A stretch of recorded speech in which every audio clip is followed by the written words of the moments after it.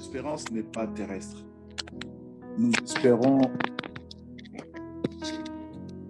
au ciel. Et tant que Dieu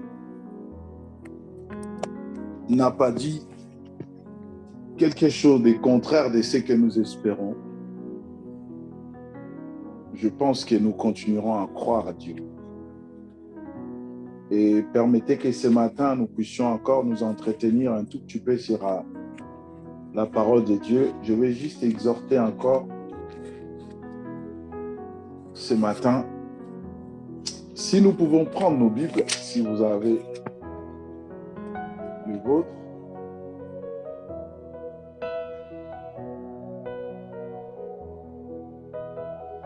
Je vais prendre Ésaïe 46, verset 10.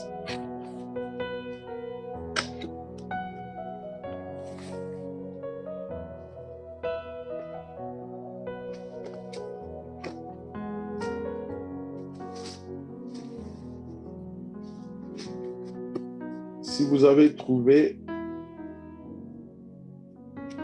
Ésaïe 46, cherchez Lamentation 3, 22.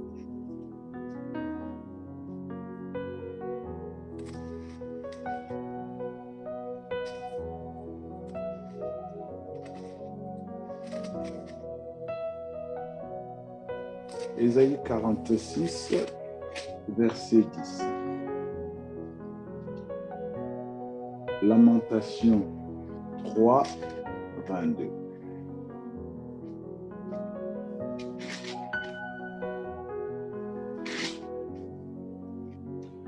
Je vais lire la parole de Dieu. J'annonce dès le commencement ce qui vient par la suite et longtemps d'avance, ce qui n'est pas encore accompli. J'ai dit, mon projet tiendra bon et j'exécuterai tout ce que je désire.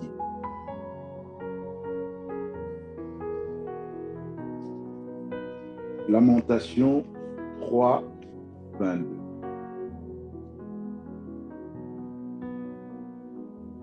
C'est que la bienveillance de l'Éternel n'est pas épuisée et que ses compassions ne sont pas à leur terme. Bien-aimés dans le Seigneur, nous sommes dans une période, depuis bientôt 3 ans, lorsque nous regardons les choses, nous pouvons faire toutes sortes de commentaires. Pourquoi? Parce que depuis 2019, la situation mondiale, ça s'est tellement empiré et qu'aujourd'hui, les scientifiques, les économistes, tout ce monde-là, chacun essaye d'avancer son argumentation, sa réflexion par rapport à ce qui se passe dans le monde. Et aujourd'hui encore, du côté de l'Ukraine, ce qui se passe là-bas, vous avez vu vous-même au niveau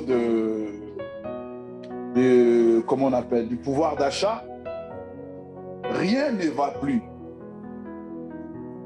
Mais en cela, bien-aimés, je voudrais nous exhorter ce matin. Nous, étant qu'enfants de Dieu, nous devions toujours avoir de l'espérance. Quoi qu'il arrive, quoi qu'il en soit. Qu'est-ce que le Seigneur dit dans Ésaïe? Il dit ceci. J'annonce dès le commencement ce qui vient par la suite et longtemps d'avance ce qui n'est pas encore accompli. J'ai dit, mon projet, si vous voulez, mon dessein tiendra bon et j'exécuterai tout ce que j'ai dit. Bien-aimés, tout ce que nous voyons aujourd'hui dans le monde, même si nous venons de nous convertir, je pense que quelque part, une fois, quelque temps dans notre vie, Le Seigneur nous a parlé, il nous a avertis de ces choses. Vous entendrez les païens ou les gens qui ne croient même pas au message de l'évangile soutenir la thèse de... comment s'appellent ces penseurs? Comment s'appelle? C'est un penseur eschatologique. J'ai oublié son nom. Soutenir sa thèse pour dire comme quoi le monde va s'effondrer.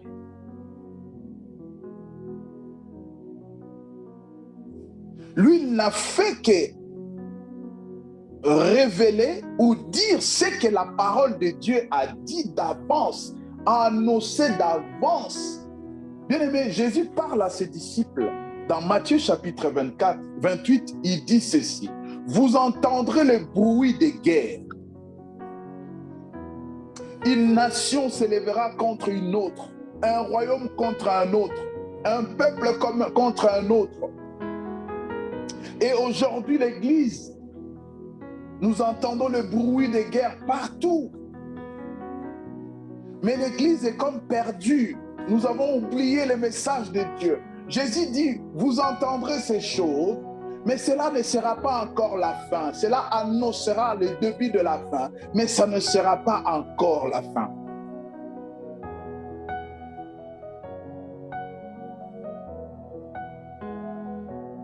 Une chose est certaine, bien-aimés. Le Seigneur dit, mon projet tiendra bon. Quel est le projet que le Seigneur a pour toi, personnellement?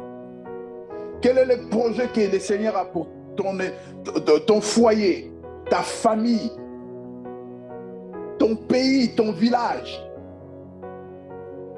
Quel est le projet que Dieu a? C'est lorsque nous ne cherchons pas ces choses, c'est là où nous entrons dans la confusion. Nous nous comportons comme tout le monde. Nous pensons être comme tout le monde. Mais Dieu dit à Jérémie, je connais les projets que j'ai formés sur toi. J'ai formé pour toi. Il ne dit pas pour vous. Il ne dit pas pour tout le monde. Car le projet de Dieu dans chaque vie est individuel.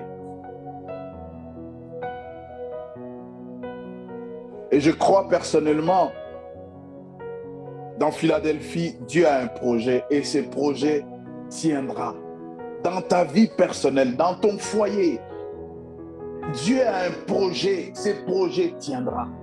Quoi qu'il en soit, quoi qu'il arrive, si Dieu l'a dit, et surtout si Dieu t'a confirmé quelque chose, Dieu t'a dit quelque chose, bien-aimé, dis-toi, tu ne fermeras pas les yeux sans pour autant voir cela s'accomplir. Et la seule personne, je l'ai dit et j'insiste, la seule personne qui peut empêcher la volonté de Dieu de s'accomplir, c'est la personne sur qui Dieu a promis quelque chose. Il n'y a aucune puissance, il n'y a aucune influence, il n'y a aucune autorité, ni principauté ou domination qui peut faire obstacle définitif, total au projet ou au plan de Dieu sur une vie, sur quelqu'un, sur une nation, sur un peuple. Il n'y en a aucun. Aucun. Nous avons le premier exemple chez Pharaon. Il a essayé de faire barrage au projet de Dieu. Mais vous connaissez la réponse. Vous connaissez l'histoire de Balaam. Vous connaissez l'histoire d'Élie et les prophètes de Baal, Jézabel et tout. Même les propres disciples de Jésus, ils ont voulu faire obstacle pour que la volonté de Dieu ne s'accomplisse pas dans la vie de Jésus. Mais ils n'ont pas pu. Même Jésus lui-même, dans sa nature humaine, il dit, Père, que cela ne soit pas ma volonté, que la tienne s'accomplisse. Pourquoi? Parce que sa volonté à lui pouvait faire obstacle à ce que la volonté de Dieu s'accomplisse. Voilà pourquoi je dis, la seule personne qui peut faire que la volonté de Dieu ne s'accomplisse pas, le projet, le plan de Dieu ne se réalise pas dans une vie, c'est la personne elle-même. Le diable n'a aucun pouvoir sur le projet de Dieu. Dieu agit dans la personne. Dieu décide de choisir n'importe qui pour faire quelque chose. Et si la personne est disponible et disposée, Dieu réalise cela.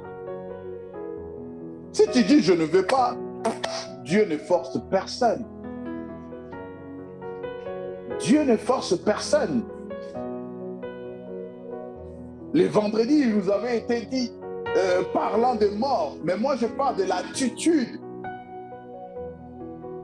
De l'attitude de suis-moi. Toi, tu as une autre volonté, tu as un autre projet. Ton projet, c'est d'aller enterrer. Enterrer, ce n'est pas mauvais.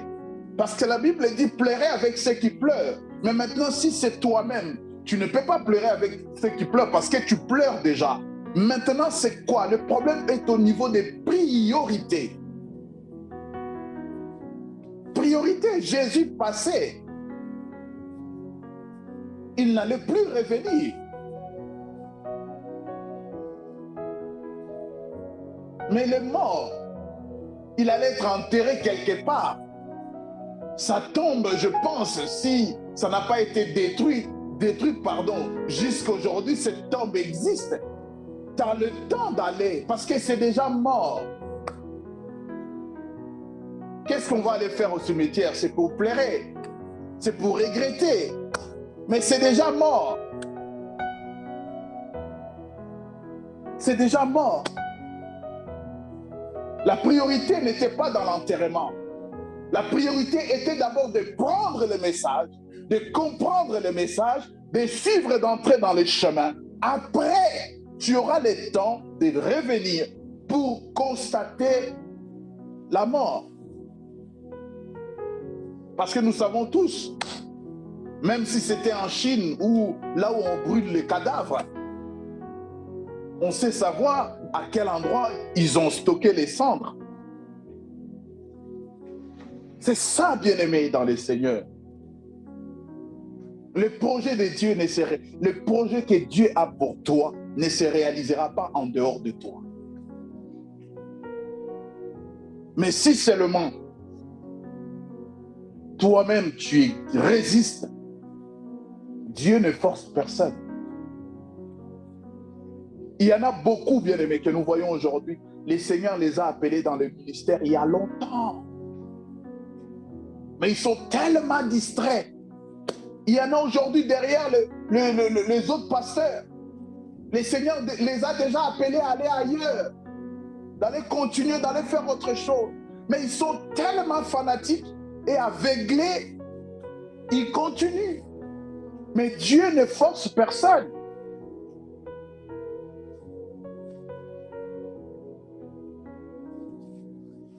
Dieu ne force personne. Il dit, et j'exécuterai tout ce que je désire. Dieu est souverain. Personne ne peut s'opposer à la volonté de Dieu, surtout lorsqu'il est décidé dans son conseil. En cela, bien-aimé, ce matin, j'aimerais nous parler d'un nouveau départ. Parce que nous sommes dans le plan de Dieu. Parce que nous sommes dans la volonté de Dieu. Nous sommes dans les desseins de Dieu. Dieu nous accorde un nouveau départ. Chaque jour, chaque année, d'ailleurs au début de l'année, nous avons prié, nous avons dit une année de grâce. Une année de grâce. Ça commence les jours où nous avons pris conscience que nous vivons sous la grâce de Dieu. Sans Dieu, nous ne pouvons rien. Oui, bien-aimés dans le Seigneur, peut-être que lorsque nous nous regardons aujourd'hui, même par rapport à la Philadelphie, même par rapport à ta vie ou à tes projets, lorsqu'on regarde toutes ces choses, on se dit peut-être qu'il n'y a plus d'espoir. On se dit bon, peut-être qu'il n'y a plus d'avenir. Mais peut-être aussi dans ton couple, dans tes relations entre amis, entre potes, entre les membres de la famille, tu te regardes, tu dis non, ça c'est mort, c'est gâté, il n'y a plus rien à faire. Mais ce matin, le Seigneur nous dit, ces bontés ne sont pas épuisées. Si Dieu a annoncé qu'il réparera les brèches il y a longtemps, il est capable de les faire aujourd'hui. La parole de Dieu est vieille des millénaires, mais elle est d'actualité aujourd'hui. Elle est valable aujourd'hui. Ce que Dieu a fait avec Moïse, il le fait aujourd'hui avec quiconque lui fait confiance. D'ailleurs, la Bible dit dans le livre des Hébreux que Dieu n'a pas changé. Il est le même. Il est le même. Nous avons le témoignage de l'Ancien Testament.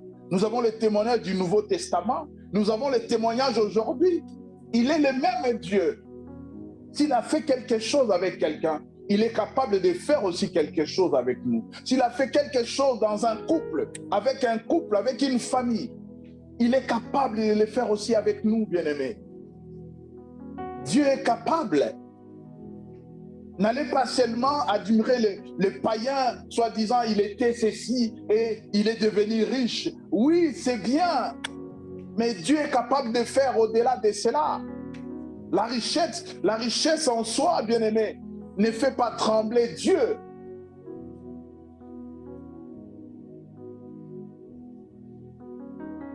Dieu n'est pas sans voix devant la richesse. Dieu n'est pas étonné quand quelqu'un est béni matériellement. Dieu n'est pas étonné. J'ai lu une fois dans ma Bible, Jésus était étonné par rapport à la foi d'une femme. La foi étonne Dieu. Ne perds pas espoir. Peut-être que la situation sent déjà mauvais. Peut-être que les choses ne vont pas vraiment comme tu voulais. Ne perds pas espoir. Les bontés de l'Éternel ne sont pas épuisées. Je ne vais pas continuer pour dire qu'elle les renouvelle chaque matin. Ne perds pas espoir. Ne perdons pas espoir, bien-aimés. Seulement, fortifions-nous. Prenons courage. C'est ce que le Seigneur a dit à Josué. Ton espoir s'est envolé. Moïse est mort. Qui amènera ce peuple de l'autre côté du Jourdain? Peut-être dans ta relation, les choses ne vont pas bien. Mais tu veux garder la personne, tu comptes sur la personne, tu comptes tellement sur cette relation. Il y a tellement de bienfaits, il y a tellement de bons souvenirs. Laisse-moi te dire une chose. Les bontés de l'Éternel ne sont pas épuisées. Dieu est bon et il peut te faire du bien. Ça, c'est son domaine. Dieu excelle dans la bonté.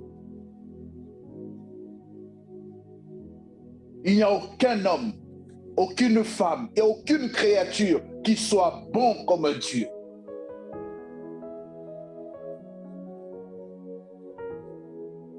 Les bontés de l'Éternel ne sont pas épuisées. Que le Seigneur nous fasse grâce, que nous puissions comprendre que ce que Dieu a annoncé, les promesses de Dieu, il est écrit, toutes les promesses de Dieu sont oui et amen en Christ Jésus. Et je parle aux gens qui ont Jésus comme Seigneur et Sauveur. Étant donné que nous avons Jésus comme Seigneur et Sauveur, nous sommes bénéficiaires de cette parole. Tu n'as pas besoin de connaître toutes les promesses de Dieu sur ta vie. Mais dis-toi, Dieu a un projet, il a une promesse, il a un plan pour ta vie. Peut-être que ce plan, tu l'ignores aujourd'hui. Peut-être que tu te dis, non, je ne pense pas, je ne crois pas que je suis encore avec Dieu. Je ne crois pas que Dieu m'a vraiment appelé. Je ne crois pas vraiment que nous avons encore Dieu dans cette église. Je ne crois pas. Mais laisse-moi te dire une chose. Dieu n'est pas dans les sensationnels. Dieu n'est pas dans les visibles. Dieu n'est pas dans ce qui bouge.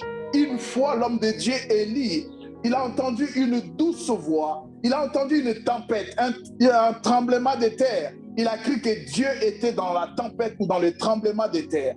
Alors, lorsqu'il a entendu juste un bourdonnement, c'est là où Dieu était. Des fois, Dieu est dans le silence. Dieu n'a pas besoin de s'éprouver. Dieu ne s'éprouve pas.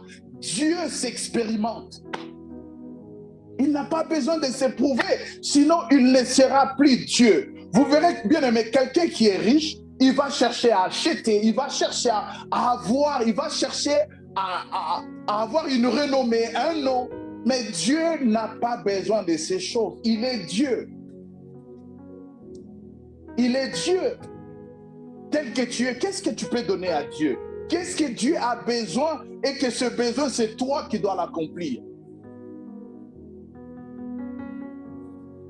Quelquefois, je peux dire que Dieu n'a pas besoin de nous, c'est nous qui avons besoin de Dieu. C'est lui qui nous a créés. Mais le problème n'est pas dans le besoin, le problème est dans la création. Il nous aime tellement qu'il nous a créés à son image. Et Dieu ne voudrait pas perdre son image juste pour le plaisir passager, juste pour des petits conflits, juste pour des petites incompréhensions. Il nous aime tellement, il nous chérit d'un amour incommensurable. Il dit, ces projets, ces bienfaits ne sont pas à l'air terme.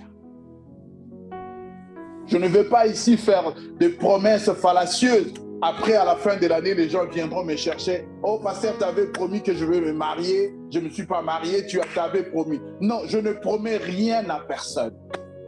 C'est Dieu qui promet à tous. Qu'est-ce que Dieu te promet?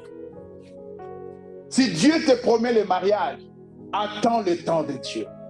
Si Dieu te promet l'excellence, attends le temps de Dieu. Si Dieu te promet la percée, je ne sais quoi, attends le temps de Dieu. Aujourd'hui, ces choses s'achètent.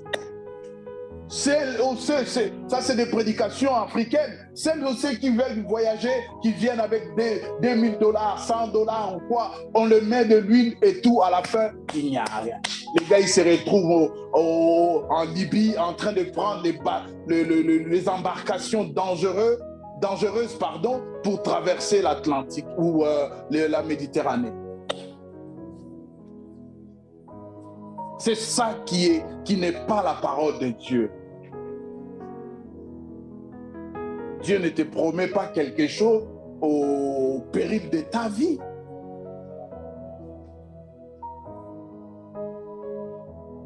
Quand Dieu te promet, il assure. Dieu assure tout ce qu'il promet. Et des fois, nous réclamons des choses à Dieu, des choses qu'il ne nous a jamais promis. Jamais promises, pardon. Et nous les réclamons, ces choses. Nous les réclamons, ces choses.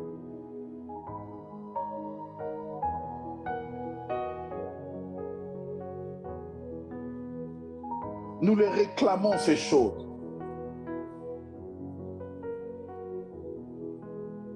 Les enfants d'aujourd'hui, les enfants de Dieu d'aujourd'hui, ils pensent qu'ils sont plus que les enfants de Dieu de l'Église primitive. Moi, j'aurais bien voulu vivre cette époque de l'Église primitive, avec tout ce que nous voyons aujourd'hui, bien-aimés. Ils avaient leurs bêtises à eux aussi. Ils avaient leurs problèmes à eux. Mais pas comme à notre époque d'aujourd'hui.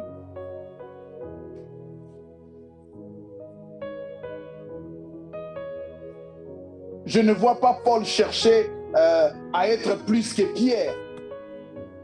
Je ne vois pas Étienne chercher à être plus que Corneille. Je ne vois pas Tite chercher à être plus que Barnabas. Tous y cherchaient l'intérêt de Christ. Leur message était centré sur le salut des âmes.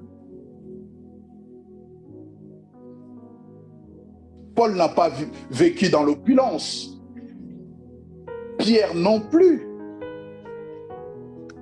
D'ailleurs, il y a certains apôtres de Jésus que nous ne connaissons que des noms. Ils n'ont jamais rien fait qui est écrit dans la parole. Ils n'ont jamais vécu dans ce que nous appelons aujourd'hui, dans tous les termes comme vous voulez.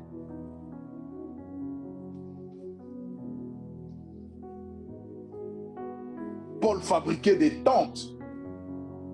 Je ne pense pas à son époque, fabriquer des tentes, c'était une excellence. L'excellence est dans les cœurs. L'excellence est dans ta relation que tu as avec Dieu. L'excellence n'est pas dans le matériel. L'excellence n'est pas dans les apparences. Il y a beaucoup de personnes bien-aimées. Je vous donne un exemple. Franchement, je ne vais pas citer les noms. Nous voyons un homme politique français que tout le monde appréciait à la télé, que tout le monde aimait. Il était sur le point de devenir président de la République. Mais vous savez ce qui s'est passé aux États-Unis avec. L'excellence n'est pas, bien aimé, l'excellence est dans la personnalité. Ce n'est pas dans les apparences, dans le matériel. Avoir une belle voiture Lamborghini ou je ne sais quoi, ce n'est pas l'excellence. Avoir un immeuble, ce n'est pas l'excellence. Avoir la plus grande église du monde, ce n'est pas l'excellence. L'excellence est dans le cœur. Est-ce que ton cœur est excellent vis-à-vis de Dieu? Ton cœur est-il excellent quand Dieu te regarde? Est-ce qu'il a envie de t'apprécier? Il a envie de fixer ses yeux sur toi? Ou lorsque Dieu nous regarde, il ferme ses yeux? Mais je voudrais nous dire une chose ce matin. Les bontés de Dieu ne sont pas épuisées. Même dans ta relation, ne ferme pas les yeux parce que Dieu compte d'abord sur vous. Vous savez, bien-aimés, si je peux dire une chose, Dieu est comme un mécanicien qui cherche des pannes dans une voiture. Lorsqu'une voiture se prétend être en bonne santé, elle n'a pas besoin de mécanicien.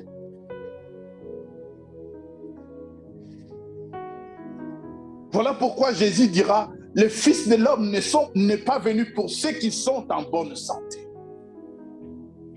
Ce n'est pas ceux qui sont en bonne santé qui ont besoin des médecins. Oh, j'ai tellement besoin de Jésus ce matin, bien-aimé. Vous ne pouvez pas le savoir. Vous ne pouvez pas le savoir. Et avoir besoin de Jésus, ce n'est pas le montrer dans tous les écrans.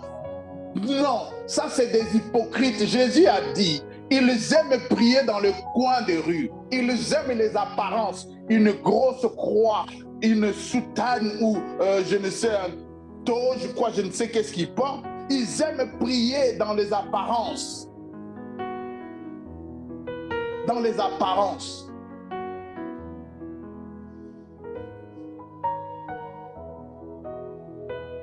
Le peu d'expérience que j'ai dans le Seigneur, je n'ai jamais entendu. Je ne parle pas dans la confession. Lorsqu'on l'a attrapé et il n'a pas le choix, il vient l'avouer. Je parle dans la prière. Je n'ai jamais entendu un homme marié prier, Seigneur, à haute voix, Seigneur, pardonne-moi, j'ai trompé ma femme.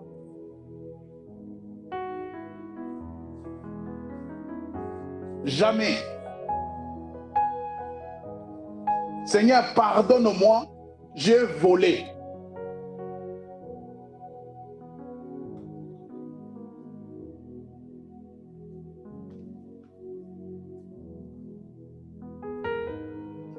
Bien-aimé, tu dois avoir, la Bible dit, votre corps est le temple du Saint-Esprit.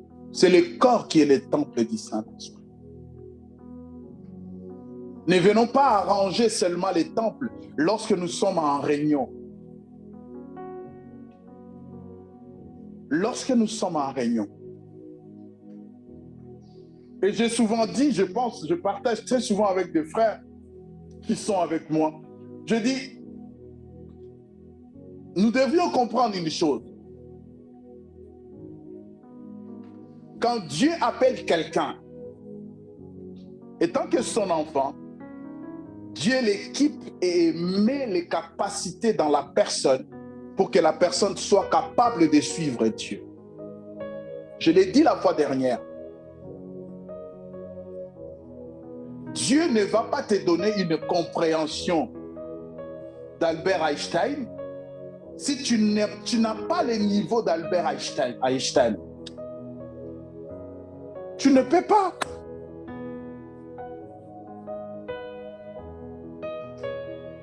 Dieu ne peut pas te donner les responsabilités d'Armstrong si tu n'as pas la tête d'Armstrong.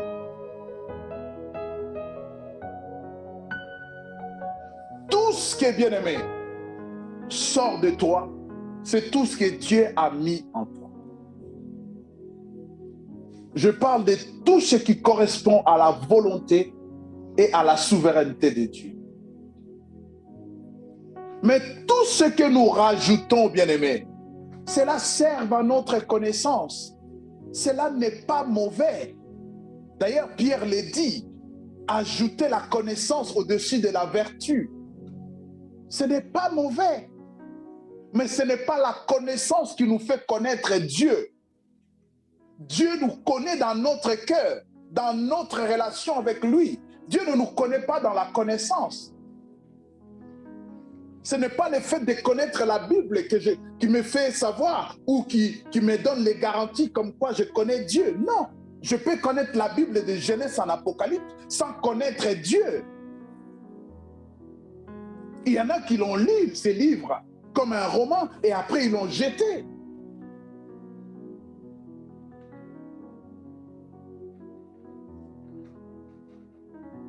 Après ils l'ont jeté. Pourquoi ils pensaient trouver Dieu dans les Écritures. Jésus dit aux pharisiens, aux sadducéens, vous sondez les Écritures dans le but de trouver le salut dans les Écritures. Mais non! Les Écritures, c'est moi. Les Écritures parlent de moi. Vous n'avez plus besoin de sonder les Écritures. Je suis là. C'est comme cela, c'est par ces moyens qu'on connaît le Seigneur. Ce n'est pas par les Écritures, bien-aimés.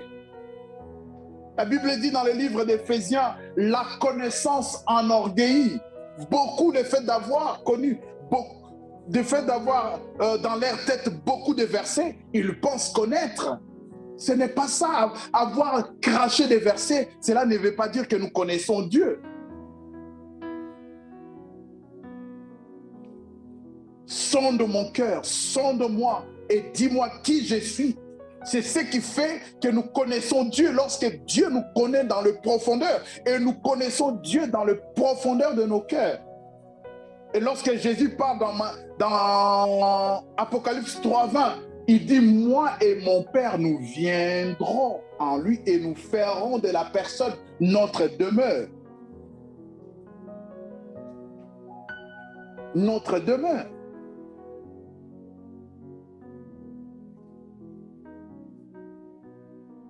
Ne perdons pas espoir, il y a encore de l'espérance.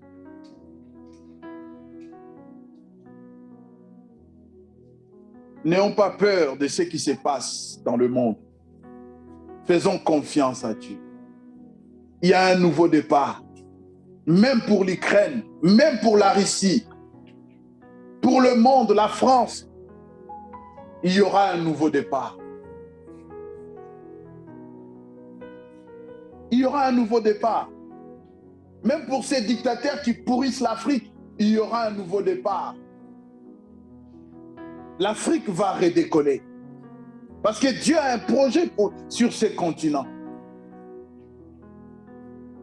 Et comme je le disais, aussi longtemps que les Africains ne comprendront pas cela, ils ne verront pas ce que Dieu a prévu pour eux. Aussi longtemps que les Africains, quoi qu'il arrive, nous appelons à la communauté internationale. Mais c'est la communauté internationale qui fait que tu t'accroupisses, tu sois courbé et tu appelles ton bourreau qu'il vienne à ton aide. Aussi longtemps que nous ne comprenons pas, voilà pourquoi Galate dit, aussi longtemps que l'héritier est un enfant, cela ne diffère à un esclave.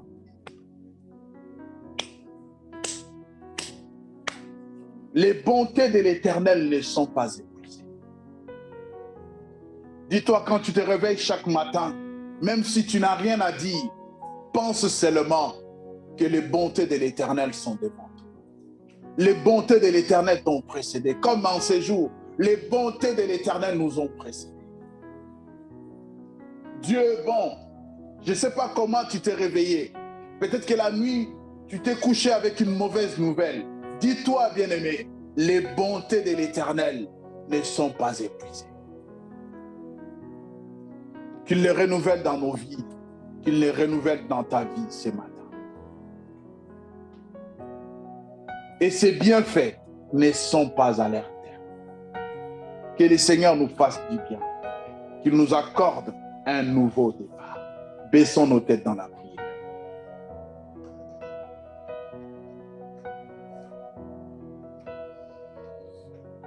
Alléluia.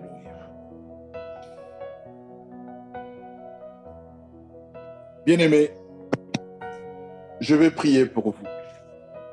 Croyez seulement.